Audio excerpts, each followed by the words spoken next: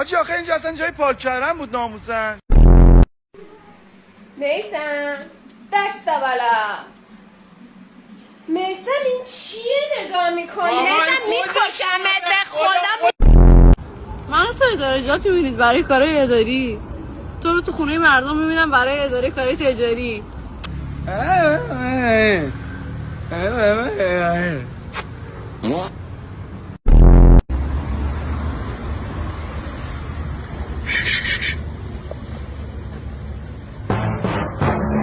خجالت بکش تخم سگ. داداش یه لحظه بیا. طرف برداشته از اینجا تا اینجا رو خط کشیده که چی؟ عقده‌ای بازی ها چیه؟ میکردی برام مهمه؟ به خدا اگه مهمه. چرا؟ چون ماشین اصلا مال من نیست.